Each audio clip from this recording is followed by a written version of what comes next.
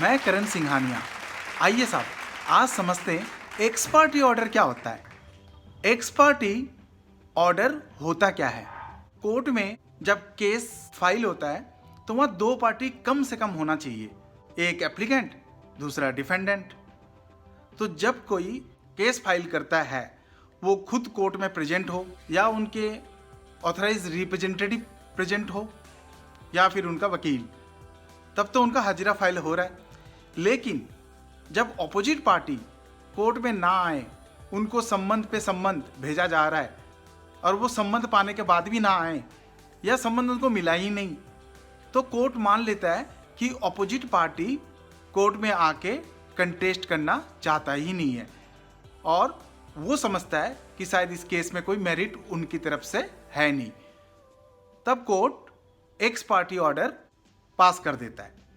पर x parte order pass करने से पहले कोर्ट बहुत सारे अपॉर्चुनिटीज ऑपोजिट पार्टी को देती है ताकि वो कोर्ट में आके अपनी बात रख सके, क्योंकि कोर्ट हमेशा चाहता है मैं एक पार्टी का नहीं, दोनों पार्टियों का पक्ष को सुनने के बाद ही कोई डिसीजन दूं। यही है लॉ। कानून कहती है कि संबंध प्रॉपर्ली सर्व होना चाहिए। संबंध प्रॉपर्ली सर्व का मतलब ये होता है कि पहले तो रजिस्टर्ड पोस्ट से जाए, पर वो जानबूझकर अगर अपोजिट पार्टी संबंध नहीं लेती है, रिफ्यूज कर देती है, तो इसका मतलब ही यही हुआ कि संबंध सर्व हुआ पर उन्होंने एक्सेप्ट नहीं करा। सेकेंड अपॉर्चुनिटीज कोर्ट और देती है, उनके प्रीमाइसेस के बाहर संबंध को चिपका के आए, दीवार पे पेस्ट करें और नेबर्स का 2-3 का विटनेस लेके आए कि हाँ ऐसा संबंध पेस्ट करके जा रहे हैं। प्रीमाइसेस के आसपास के जो भी बंदे हैं रहने वाले, उनके विटनेस लेके आते हैं।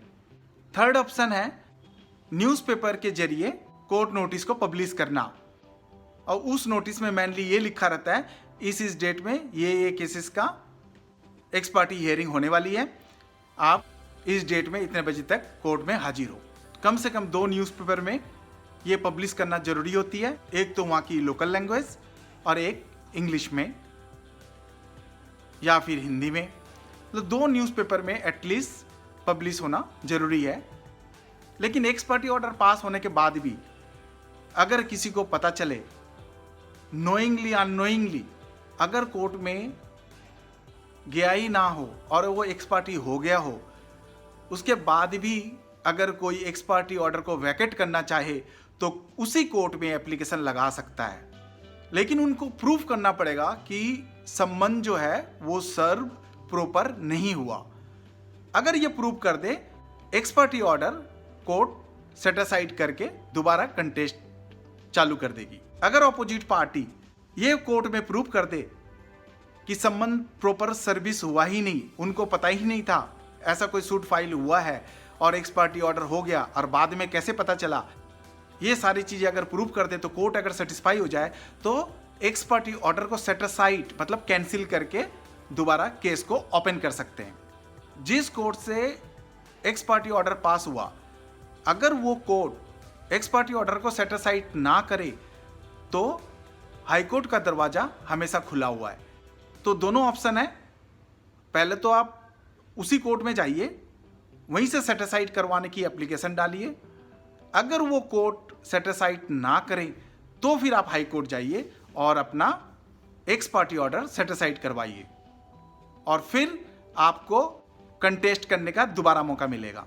और अगर सेट असाइड की ऑर्डर मिल गई तो जो भी एक्स पार्टी ऑर्डर पास हुआ है वो सेट असाइड होके दोबारा वो केस ओपन हो जाएगा जिस केस के द्वारा एक्स पार्टी ऑर्डर पास हुआ था।